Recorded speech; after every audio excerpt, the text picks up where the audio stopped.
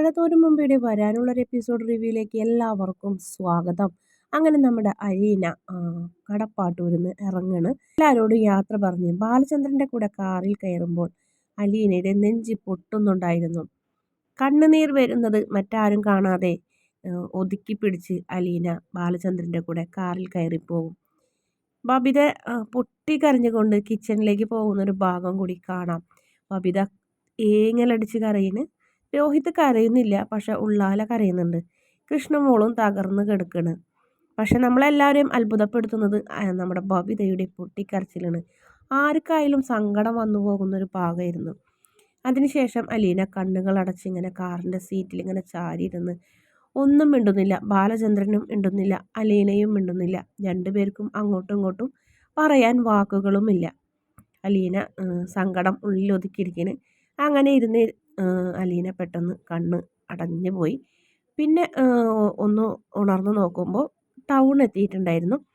അപ്പോൾ ബാലചന്ദ്രൻ പറഞ്ഞു നമുക്ക് ഭക്ഷണം കഴിച്ചിട്ട് പോകാമെന്ന്. അങ്ങനെ രണ്ടുപേരും കൂടെ കാറിൽ നിന്ന് ഇറങ്ങി ഹോട്ടലിൽ കയറി ഭക്ഷണം കഴിക്കും. അഞ്ചൽ എന്ന് പറഞ്ഞൊരു സ്ഥലപ്പേരാണ് അവിടെ കണ്ടത്. അതിനുശേഷം കാറിൽ കയറിയിരുന്ന് വെള്ളം കുപ്പിയൊക്കെ എടുത്ത് അലീന വീണ്ടും ചാരിയിരിക്കും. അച്ഛാ, നമ്മളെവിടേക്കാണ് പോകുന്നത്? അച്ഛൻ ഇപ്പോഴും പറഞ്ഞില്ലല്ലോ. കുളത്തൂപ്പുഴ തന്നെയല്ലേ എന്ന് ചോദിക്കും. കാരണം ഒരുപാട് കാർ ദൂരം പോയി. പിന്നെ അതായത് ഒരു റബ്ബർ തോട്ടങ്ങളും മരങ്ങളും കാടും ഒരു ഫോറസ്റ്റ് ഏരിയ തന്നെയാണ് അലീനയ്ക്ക് തോന്നിയതും.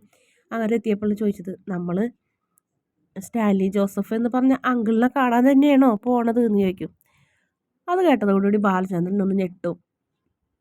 സ്വന്തം അച്ഛനെ ഇനി അങ്കിളെന്ന് വിളിക്കണേ ഇങ്ങനെ മനസ്സിൽ പറഞ്ഞുകൊണ്ട് ബാലചന്ദ്രൻ പെട്ടെന്ന് അലീനയുടെ മുഖത്തേക്ക് നോക്കുമ്പോൾ എതിരെ വരുന്ന ഒരു ബസ് കണ്ടില്ല, മുട്ടിയില്ല എന്നുള്ള അവസ്ഥയായി. അലീന ഉറക്കനെ നിലവിളിക്കും, അച്ഛാ ബസ് എന്ന് പറയും. അങ്ങനെ ബാലേന്ദ്രൻ കാറ് വെട്ടിക്കും. പിന്നെ ബസ്സിലെ ഡ്രൈവർ എന്തൊക്കെയോ വിളിച്ച് പറയുന്നുണ്ട്, അതൊന്നും കേട്ടില്ല. ബാലേന്ദ്രനും അലീനയും വെളുത്ത് ഇങ്ങനെ ഇരിക്കിനെ. വലിയൊരു അപകടം മുന്നിൽ നിന്ന് ഒഴിഞ്ഞു പോയ പോലെയാണ് അവർക്ക് തോന്നിയത്. ബാലചന്ദ്രൻ കാർ സൈഡിൽ ഒതുക്കി പുറത്തേക്ക് പോയി വെള്ളം കുടിച്ച് ഇങ്ങനെ നിൽക്കണം. എന്നിട്ട് അലീനനെ കൈകൊണ്ട് കാണിക്കും. അങ്ങനെ അലീന അവിടേക്ക് ചെല്ലും. എന്താ അച്ഛാ എന്ന് ചോദിക്കും. അച്ഛനാകെ വിഷമത്തിലാണല്ലോ. അച്ഛൻ്റെ മനസ്സ് ഇവിടെ ഒന്നല്ല, അല്ലെങ്കിൽ അച്ഛനിങ്ങനെ അപകടമൊന്നും സംഭവിക്കില്ലല്ലോ. എന്താ ഉണ്ടായത് അച്ഛാ? അച്ഛൻ ഇവിടെ ഒന്നല്ലേ എന്ന് ചോദിക്കും. അല്ല, നിന്നോട് എനിക്ക് എന്ത് പറയണമെന്നറിയില്ല, പക്ഷേ പറയാതിരിക്കാൻ കഴിയില്ല. സ്റ്റാൻലി ജോസഫിനെ കുറിച്ചാണോ എന്ന് ചോദിക്കും. അതെ എന്ന് പറയും. നിനക്കറിയോ അയാളൊരു റിട്ടയർഡ് കേണൽ ആണെന്ന് പറയും. അതെനിക്കറിയാമെന്ന് പറയും. അച്ഛൻ പറഞ്ഞിട്ടുണ്ടല്ലോ എന്ന് പറയും. അയാൾ ചെറുപ്പത്തിലെ ജോലി ചെയ്തിരുന്ന സമയത്ത് ആഗ്രയിൽ വെച്ച് അയാളൊരു പെൺകുട്ടിയായി അടുപ്പത്തിലാവും. അവർ ഒന്നിച്ച് താമസിക്കും. പക്ഷെ അവരുടെ വീട്ടുകാർ രണ്ട് മതസ്ഥിലായതുകൊണ്ട് തന്നെ അവരുടെ വീട്ടുകാർ രണ്ടുപേരെയും രണ്ട് വഴിക്കാക്കി. പെണ്ണിൻ്റെ വീട്ടുകാർ പിടിച്ച് വലിച്ച് കൊണ്ടുപോയി. അന്ന് ആ പെണ്ണ് പൂർണ്ണ ഗർഭിണിയായിരുന്നു. നെയ്യാറ്റിൻകരയിലുള്ള ഒരു നേഴ്സിംഗ് ഹോമിൽ ആ പെണ്ണ് പ്രസവിച്ചു. ആ കുഞ്ഞിനെ അവർ കഴക്കൂട്ടം എന്നുള്ള ഒരു അനാഥാലയത്തിൽ ഏൽപ്പിച്ചു. ആ അനാഥാലയത്തിൽ അലീന എന്ന പേരുള്ളൊരു സുന്ദരിയായ ഒരു കുട്ടിയായി വളർന്നു അവൾ എന്ന് പറയും. അലീനയുടെ തലയിൽ കൂടെ ട്രെയിൻ പോണ പോലെയാണ് അലീനയ്ക്ക് തോന്നിയത്. തരിച്ചിരിക്കുന്നു. സ്റ്റാൻലി ജോസഫ് തൻ്റെ അച്ഛനോ? അവിടേക്കാണോ ഞാൻ പോണത്? അതെ, നിൻ്റെ അച്ഛൻ്റെ അടുത്തേക്കാണ് നിന്നെ ഞാൻ കൊണ്ടാക്കാൻ പോണത്. ഞാൻ പറഞ്ഞില്ലേ, നിന്നെ ഒരു വേണ്ടപ്പെട്ട കൈകളിലേ ഏൽപ്പിക്കുള്ളൂ. മറ്റുള്ളൊരു വീട്ടിൽ അടുക്കള പണിക്ക് ഞാൻ നിന്നെ വിടില്ല എന്ന്. നീ ഇപ്പോൾ പോകാൻ പോകുന്നത് നിൻ്റെ അച്ഛൻ്റെ അടുത്തേക്കാണ്. പിന്നീട് അലീന ഒന്നും മിണ്ടിയില്ല, നേരെ പോകും. കാറിൽ ചെന്ന് കഴിഞ്ഞിട്ട് തല വെച്ച് ഇങ്ങനെ കിടക്കും. ബാലചന്ദ്രന് മനസ്സിലായി അവൾ ആകെ തകർന്നിരിക്കണമെന്ന്. അങ്ങനെ ബാലചന്ദ്രനും കാറിൽ കയറും. മോളെ അലീന എന്ന് ബാലചന്ദ്രൻ വിളിക്കും. അലീന കണ്ണ് തുറന്ന് നോക്കും. കണ്ണുനീരൊഴുകി ഇങ്ങനെ അലീന ആകെ തകർന്നിരിക്കണ്. അച്ഛൻ എന്നോടൊരു വാക്ക് പോലും പറഞ്ഞില്ല. ഇറങ്ങാൻ നേരത്തെങ്കിലും എന്നോടൊന്ന് പറയായിരുന്നു എന്ന് പറയും. ബാലചന്ദ്രൻ പറയും, അത് ശരി, ആ വീട്ടിൽ നിന്ന് പോകണമെന്ന് നിനക്കല്ലായിരുന്നു ആഗ്രഹം, എനിക്കല്ലല്ലോ. ഞാൻ പറഞ്ഞതല്ലേ മറ്റെന്തിനു വേണ്ടി നിന്നെ ഞാൻ ഉപേക്ഷിക്കില്ല എന്ന്. പക്ഷെ നിനക്ക് അവിടുന്ന് പോയേ പറ്റൂ. അങ്ങനെ പോകണമെന്നുണ്ടെങ്കിൽ നീ നിൻ്റെ അച്ഛൻ്റെ അടുത്തേക്ക് പോയാൽ മതിയെന്ന് എനിക്കും തോന്നി. കാരണം അയാൾക്കും നിന്നെ നോക്കാനുള്ള ഒരു അവകാശം ഉണ്ടല്ലോ. ജനിപ്പിച്ചാൽ മാത്രം പോരല്ലോ, മക്കളെ നോക്കുകയും വേണ്ടേ? മറ്റൊരു വീട്ടിലെ അടുക്കള വേലക്കാരിയായിട്ട് നിന്നെ ഞാൻ വിടില്ല. അതുകൊണ്ടാണ് നിന്റെ അച്ഛനെ തേടി പിടിച്ച് ഞാൻ കണ്ടെത്തിയത്. അത് കുറ്റമായോ? നീ എന്നോട് നന്ദിയല്ലേടി പറയേണ്ടത് എന്ന് ബാലചന്ദ്രൻ ചെറിയ പുഞ്ചിരിയോടെ ചോദിക്കുമ്പോൾ, സോറി അച്ഛാ, ഞാൻ അങ്ങനെയല്ല ഉദ്ദേശിച്ചത്. എന്നാലും സ്റ്റാൻലി ജോസഫ് എൻ്റെ അച്ഛനാണെന്ന് കേട്ടപ്പോൾ ഞാൻ ആകെ തകർന്നു പോയെന്ന് പറയും. പിന്നീട് ബാലചന്ദ്രൻ ഒന്നും മിണ്ടില്ല. അലീന ഇങ്ങനെ മനസ്സിലാലോചിക്കുന്നു, സ്റ്റാൻലി ജോസഫ് ആരാണ്? എൻ്റെ അച്ഛനോ? ഇങ്ങനൊരു മകൾ ജീവിച്ചിരിപ്പുണ്ടെന്ന് അദ്ദേഹം അറിഞ്ഞിരുന്നോ? എന്തുകൊണ്ട് 22 വർഷം എന്നെ അന്വേഷിച്ച് വന്നില്ല? അദ്ദേഹത്തിന് ഭാര്യയും മക്കളുമുണ്ടോ? അദ്ദേഹം എന്നെ സ്വീകരിക്കുമോ? ഞാൻ ആരാണെന്ന് അദ്ദേഹത്തിന് അറിയോ? അദ്ദേഹത്തിൻ്റെ ബന്ധുക്കൾ എന്നെ സ്വീകരിക്കുമോ? അദ്ദേഹത്തിൻ്റെ ഭാര്യയും മക്കളും എന്നെ അടിച്ചിറക്കുമോ? എന്തൊക്കെയായിരിക്കും ആ വീട്ടിൽ എന്നെ കാത്തിരിക്കുന്ന വിധികൾ എന്നിങ്ങനെ അലീന ഇങ്ങനെ ആലോചിച്ചുകൊണ്ട് ആകെ ടെൻഷൻ അടിച്ചിരിക്കുന്നുണ്ട്. അതേസമയം തന്നെ സ്റ്റാൻലി ജോസഫിൻ്റെ വീട്ടിലാണെങ്കിൽ ഒരു ഉത്സവം നടക്കണ പോലെ വീട്ടിൽ പെയിൻ്റ് അടി കാര്യങ്ങൾ എല്ലാം ചെയ്യുന്ന, ചെടികളൊക്കെ വൃത്തിയാക്കി ഇലകളും കരിയിലകളൊക്കെ പറക്കി കളഞ്ഞ് ചെടിയൊക്കെ നല്ല സെറ്റപ്പാക്കി ഒരു റൂം പ്രത്യേകിച്ച് രാജകീയമാക്കിയിട്ടു അതിലെല്ലാ കാര്യങ്ങളും ചെയ്ത് ചെയ്യാത്ത കാര്യങ്ങൾക്ക് ജോലിക്കാരൊക്കെ വഴക്ക് പറഞ്ഞു നേരെയാക്കണ്. നിങ്ങളോട് ഞാൻ പറഞ്ഞതല്ലേ ഈ മുറി എത്രയും പെട്ടെന്ന് ശരിയാക്കാൻ. ഇപ്പം തന്നെ ശരിയാക്കി കഴിയും സാർ. ഞാൻ പറയുന്നതാണോ നിങ്ങൾ കേൾക്കുന്നത്? ഞാനാണ് ഇവിടുത്തെ ജോലിക്കാരൻ, നിങ്ങളാണോ എന്ന് ചോദിക്കുന്നു. ഞാൻ പറഞ്ഞതല്ലേ എനിക്കൊരു വിശിഷ്ട അതിഥി വരുന്നുണ്ട്, ഒരു ഗസ്റ്റ് ഉണ്ട്. ആ ഗസ്റ്റിന് ഒരു രീതിയിലും ഒരു ബുദ്ധിമുട്ടുണ്ടാവാൻ പാടില്ല. എനിക്ക് വളരെ വേണ്ടപ്പെട്ട ആളാണ് ഇവിടെ വന്ന് താമസിക്കാൻ പോകുന്നത്. ആൾക്കൊരു കുറവുണ്ടാവാൻ പാടില്ലാത്തത് കൊണ്ടാണ് നിങ്ങളോട് ഞാൻ ഈ വീട് ആകെ മൊത്തം ഒന്ന് മാറ്റാൻ പറഞ്ഞത്.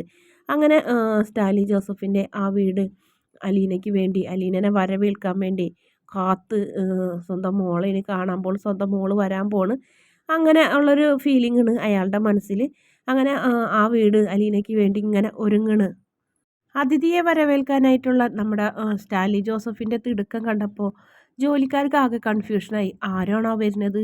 റൂമിൽ സ്വന്തമായിട്ട് TV ഫിറ്റ് ചെയ്തു, AC വെച്ചു, സോഫ സെറ്റിങ് കാര്യങ്ങളൊക്കെ ക്ലിയർ ചെയ്തു, പുതിയതാണ് വെച്ചേക്കുന്നത്. ജനലിൻ്റെ കർട്ടൻ വരെ മാറ്റി പെയിൻ്റ് അടിച്ചു. എല്ലാ കാര്യങ്ങളും ചെയ്തപ്പോൾ വിശിഷ്ടാതിഥി തന്നെയായിരിക്കും, വേണ്ടപ്പെട്ട ആരാണെന്ന് മാത്രം പറയുന്നില്ല. എന്തായാലും ഒരാഴ്ച നിൽക്കാനാവില്ല, കുറച്ച് ദിവസം അധികം ഉണ്ടാവും. അല്ലെങ്കിൽ ഇപ്പോൾ TVയും AC ഒക്കെ വെക്കുമോ? ഉച്ചയ്ക്കലത്തെ ഭക്ഷണമാണെങ്കിൽ സദ്യ വെക്കുന്ന ആൾക്കാരെ കൊണ്ടാണ് വന്നും കഴിഞ്ഞിട്ട് വെപ്പിച്ചേക്കണത്. പക്ഷേ ഭക്ഷണത്തിനായപ്പോഴത്തേക്കും അതിഥികൾ എത്തിയില്ല. ആ ഒരു നിരാശ കേണൽ സാറിൻ്റെ മുഖത്തുണ്ട്. ആ വന്ന അതിഥി ആരാണെന്ന് അറിയാണ്ട്, വരുന്ന അതിഥി ആരാണെന്ന് അറിയാണ്ട് ജോലിക്കാർക്ക് ടെൻഷനായി. കാരണം ഇനി എന്നും നല്ല ഭക്ഷണങ്ങളൊന്നും വെച്ചില്ലെങ്കിൽ തങ്ങൾക്ക് എന്നും ചീത്ത ഉറപ്പിടുന്നുള്ള കാര്യത്തിൽ അവർക്ക് നിസ്സംശയമേ ഇല്ലായിരുന്നു. ഇതിനിടയിൽ ഒരു ജോലിക്കാരൻ സിറ്റൗട്ടിൽ ചെന്നിരുന്ന് സ്റ്റാൻലി ജോസഫ് കാണാതെ സിഗരറ്റ് വലിച്ചുകൊണ്ടിരിക്കുകയായിരുന്നു. ആ സമയത്ത് തന്നെ അയാളിങ്ങനെ പറയണേ, അതിഥിക്ക് വേണ്ടി സ്വന്തമായിട്ടൊരു കാറ് വരെ വാങ്ങിയിട്ടേക്കണോ? എന്തായാലും ആരോ വലിയൊരാളായിരിക്കും വരാൻ പോകുന്നത്. ആ കണ്ടറിയാമെന്ന് പറയും. അപ്പോഴത്തേനും ഗേറ്റിൻ്റെ അവിടെ നിന്ന് ഒരു കാർ ഇങ്ങോട്ട് വരുന്നുണ്ടാവും.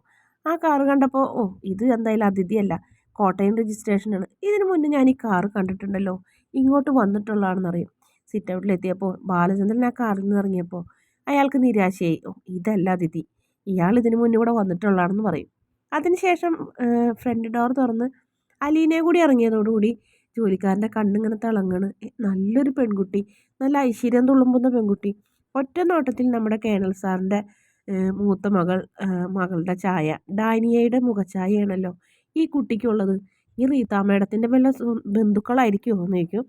അങ്ങനെ ബാലചന്ദ്രൻ പറയും, അലീനനോട് പറയും, ഇതാണ് സ്റ്റാൻലി ജോസഫിൻ്റെ വീടെന്ന് പറയും. വീടെന്നൊന്നും പറയാൻ പറ്റില്ല, എസ്റ്റേറ്റോ ബംഗ്ലാവോ അങ്ങനെ എന്തെങ്കിലുമൊക്കെ പറയാമെന്ന് പറയും.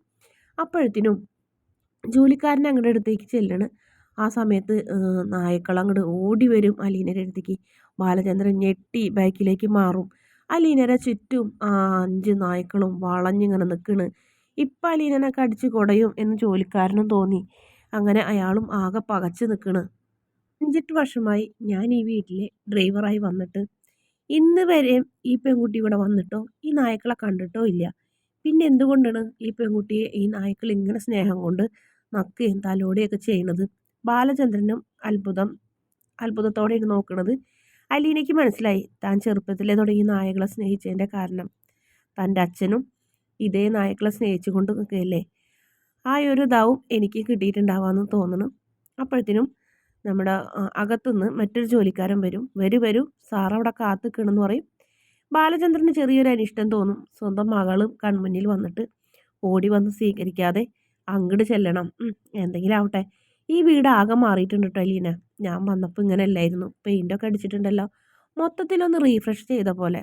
ഒരു പക്ഷേ നിന്നെ വരവേൽക്കാനായിരിക്കും എന്ന്. അലീന ഒന്നും മിണ്ടിയില്ല. ബാലചന്ദ്രൻ്റെ പിന്നാലെ പോണ്. പട്ടികൾ അതിന് മുന്നേ തന്നെ അകത്തേക്ക് ഓടി.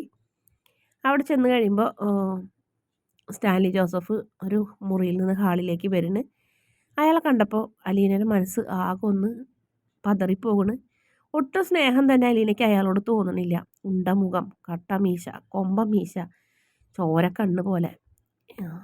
എന്തോ ബാലചന്ദ്രനാണ് അലീനയുടെ മനസ്സിലെ അച്ഛൻ.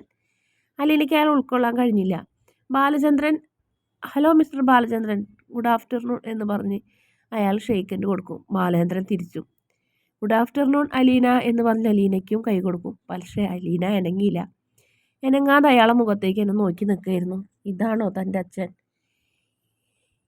എന്ന് പറഞ്ഞ് അലീന ബാലചന്ദ്രൻ മുഖത്തേക്ക് ഇങ്ങനെ നോക്കും. അലീന ഷെയ്ക്കൻഡ് കൊടുക്കാണ്ടാവുമ്പോൾ സ്റ്റാൻലിക്ക് ചെറിയൊരു ബുദ്ധിമുട്ട് തോന്നി. ഇറ്റ്സ് ഓക്കെ എന്ന് പറഞ്ഞ് അയാൾ കൈവലിച്ചു. അതിനുശേഷം ഞാൻ മനഃപൂർവ്വം പുറത്തേക്ക് വരാഞ്ഞിട്ടാണ് കേട്ടോ. ഞാൻ വന്ന് നമ്മൾ അവിടെ നിന്ന് എന്തെങ്കിലും സംസാരിച്ചാൽ ജോലിക്കാർ കേൾക്കില്ലേ? അത് വേണ്ട. നമ്മൾ രഹസ്യമായി സംസാരിക്കുന്ന കാര്യങ്ങളൊന്നും അവരറിയണ്ട. അതുകൊണ്ടാണ് ഞാൻ അങ്ങോട്ട് വരാണ്ടിരുന്നത് കേട്ടോ എന്നിങ്ങനെ അയാൾ പറയുന്നു. അതിനുശേഷം സ്റ്റാൻലി അവരെ ഭക്ഷണം കഴിക്കാൻ വിളിക്കുന്നു. അപ്പോൾ ബാലചന്ദ്രൻ പറയും, ഇല്ല ഞങ്ങൾ കഴിച്ചപ്പോൾ തന്നെ 2:30 ഇപ്പോൾ സമയം 3:30. ഞാനൊരു ഹാർട്ട് പേഷ്യൻ്റാണ്. എനിക്ക് അധികം ഭക്ഷണമൊന്നും കഴിക്കാൻ പറ്റില്ല. അങ്ങനെ പറയരുത് മിസ്റ്റർ. നിങ്ങൾ ഒരു ദിവസമെങ്കിലും ഇവിടെ തങ്ങുമെന്നാണ് ഞാൻ വിചാരിച്ചത്. ഇല്ല, എൻ്റെ മക്കൾ അവിടെ തനിച്ചാണ്, എനിക്ക് പോകണം എന്ന് പറയും. അപ്പോൾ അലീന അത് കേൾക്കുമ്പോൾ ഞെട്ടലോടുകൂടി ബാലചന്ദ്രൻ നോക്കണ്. തന്നെ ഇവിടെ ഉപേക്ഷിച്ച് ഈ മനുഷ്യൻ്റെ മുന്നിൽ തന്നെ ആക്കിയിട്ട് അച്ഛൻ പോകണോ എന്നിങ്ങനെ ആലോചിക്കുന്നുണ്ട്. അലീനയുടെ മുഖഭാവം കണ്ടപ്പോൾ ബാലചന്ദ്രൻ അത് മനസ്സിലാവുകയും ചെയ്തു. എന്തായാലും താങ്കൾക്ക് വേണ്ടിയിട്ട് ഞാനൊരു ചായ കുടിക്കാമെന്ന് ബാലചന്ദ്രൻ പറയും. എന്നാൽ വായോ എന്ന് പറയും. അങ്ങനെ ഊൺമേശയിലേക്ക് പോകണ്. അവിടെ ചെല്ലുമ്പോൾ നിരവധി ഭക്ഷണങ്ങൾ ഇങ്ങനെ നിരത്തി വെച്ചിട്ടുണ്ട്. ചൂടാക്കി കൊണ്ടൊക്കെ ഇരിക്കണ്. എന്ത് വേണമെങ്കിലും കഴിക്കാം. ജോലിക്കാരൻ 2 കപ്പ് ചായ പകർന്ന് ബാലചന്ദ്രൻ്റെ പ്ലേറ്റിലേക്ക് ഒരു ചപ്പാത്തിയും ഒരു ചിക്കൻ ഫ്രൈയും വയ്ക്കും. ബാലചന്ദ്രന് വേണ്ടായിരുന്നു. പക്ഷേ സ്റ്റാൻലിയുടെ മുഖം കണ്ടപ്പോൾ കഴിക്കാൻ തോന്നി. അങ്ങനെ ബാലചന്ദ്രൻ കഴിക്കും. നല്ല ഭക്ഷണം. അലീന ചായ മാത്രം കുടിക്കുള്ളൂ. അതിനുശേഷം സ്റ്റാൻലിയോട് ഇങ്ങനെ അലീനയ്ക്ക് വേണ്ടി ബാലചന്ദ്രൻ ചോദിക്കുന്നത്, താങ്കളുടെ ഫാമിലി ഇവിടെ ഇല്ലല്ലോ? ഇല്ല, അവരെല്ലാവരും അഞ്ചലിലാണെന്ന് പറയും. അവരെ അറിയിക്കണ്ടേ? അലീന വന്നത് അറിയിക്കണം. അവർ പ്രശ്നം ഉണ്ടാക്കുകയാണെങ്കിൽ ഇവളെത്രയും പെട്ടെന്ന് എൻ്റെ വീട്ടിലേക്ക് എത്തിക്കണം കേട്ടോ എന്ന് പറയും. അതിന് ബാലചന്ദ്രനോട് മറുപടി ഒന്നും സ്റ്റാൻലി പറയില്ല. അങ്ങനെ അതൊക്കെ ഭക്ഷണമൊക്കെ കഴിച്ചു കഴിഞ്ഞ് എഴുന്നേറ്റ് സ്റ്റാൻലിയോട് യാത്ര പറയുന്നു ബാലചന്ദ്രൻ. അപ്പോൾ സ്റ്റാൻലി പറയുന്നു, നിങ്ങൾ നല്ലൊരു മനുഷ്യനാണ്. ഞാൻ വളരെ ചുരുക്കം നല്ല മനുഷ്യനെ മാത്രം കണ്ടിട്ടുള്ളൂ. അതിലൊരാളാണ് നിങ്ങൾ. സ്നേഹിക്കാനും ദാനം ചെയ്യാനും സ്നേഹിക്കപ്പെടാനും എല്ലാവർക്കും കഴിയും. പക്ഷേ ത്യാഗം ചെയ്യാൻ ചില ആൾക്കാർക്ക് മാത്രം കഴിയുള്ളൂ. എൻ്റെ മകളെ സ്നേഹിച്ചത് തന്നെ വലിയൊരു ത്യാഗമായിട്ട് ഞാൻ കാണുന്നു. അവൾക്ക് വേണ്ടി എന്നെ കണ്ടുപിടിച്ചത് അതിനേക്കാൾ വലിയൊരു ത്യാഗമായിട്ട് ഞാൻ കാണുന്നു. അവളെ ഇവിടെ കൊണ്ടെത്തിച്ചതും ഒരു ത്യാഗമായിട്ട് തന്നെയാണ് ഞാൻ കാണുന്നത്. നിങ്ങളോട് എനിക്ക് എങ്ങനെ നന്ദി പറയണമെന്ന് അറിയില്ല എന്ന് പറഞ്ഞ് സ്റ്റാൻലി കണ്ണ് നിറഞ്ഞുകൊണ്ട് ബാലചന്ദ്രനോട് നന്ദി പറയും. ബാലചന്ദ്രൻ അപ്പോൾ സമാധാനമായി. അത്ര വലിയ ദുഷ്ടനൊന്നും അല്ല അലീനയുടെ അച്ഛൻ എന്ന് പറഞ്ഞ് അയാൾ അവിടെ നിന്ന് പോകും. അലീന ബാലചന്ദ്രൻ്റെ കൂടെ കാറ് വരെയും പോകും. പോട്ടെ മോളെ, നിന്നൊരു ദുഷ്ടനായ ഒരു മനുഷ്യൻ്റെ മുന്നിൽ കൊണ്ടിട്ടിട്ട് ഞാൻ പോയി എന്ന് നീ വിചാരിക്കരുത്. നിനക്ക് പോകണമെന്ന് പറഞ്ഞത് കൊണ്ട് മാത്രം അതും നിൻ്റെ അച്ഛൻ്റെ അടുത്തേക്ക് ഞാൻ കൊണ്ടാക്കിയത് എന്ന് പറയുന്നു. അലീന ഒന്നും മിണ്ടിയില്ല. അലീന കരയിന്. അച്ഛൻ അവരെയൊക്കെ നല്ല സ്നേഹത്തോടെ തന്നെ പെരുമാറണം. രോഹിതിന് അച്ഛൻ നല്ലോണം ശ്രദ്ധിക്കണം എന്നൊക്കെ പറയുന്നുണ്ട്. നീ ഉണ്ടായ പോലെ തന്നെ ഞാനും അവരെ നോക്കിക്കോളാമെന്ന് പറയും. എന്നിട്ട് പറയും, നിനക്ക് എന്തൊരാവശ്യം വന്നാലും നീ എന്നെ വിളിക്കണം.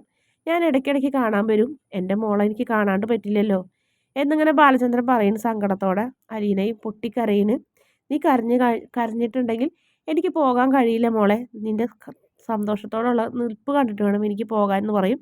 ഞാൻ പറഞ്ഞല്ലോ, നിനക്ക് എന്തൊരു ബുദ്ധിമുട്ട് വന്നാലും അച്ഛനെ വിളിച്ചാൽ മതി. നിനക്ക് അച്ഛനുണ്ടല്ലോ എന്ന് പറയുമ്പോൾ എൻ്റെ മനസ്സിൽ അച്ഛൻ ഇവിടുത്തെ അച്ഛനല്ല. ഞാൻ ആദ്യമായിട്ട് ആരെയാണ് അച്ഛൻ എന്ന് വിളിച്ചത്? ഞാൻ ആദ്യമായിട്ട് ആരെയാണ് സ്നേഹിച്ചത്? എന്നൊരു മകളെപ്പോലെ സ്നേഹിച്ചത് ആരാണ്? അയാൾ മാത്രമായിരിക്കും എൻ്റെ മനസ്സിൽ അച്ഛൻ എന്ന് പറയുന്ന അലീന. അതൊക്കെ മാറും. സ്റ്റാൻലി ജോസഫ് അത്ര ദുഷ്ടനൊന്നല്ല എന്ന് പറഞ്ഞ് ബാലചന്ദ്രൻ സമാധാനത്തോടെ അലീനനെ ആശ്വസിപ്പിച്ചിട്ട് തിരിച്ചു പോകുന്ന രംഗമാണ് കാണിക്കുന്നത്. വീഡിയോ ഇഷ്ടപ്പെടുകയാണെങ്കിൽ ചാനൽ ഒന്ന് സബ്സ്ക്രൈബ് ചെയ്ത് സപ്പോർട്ട് ചെയ്യണേ.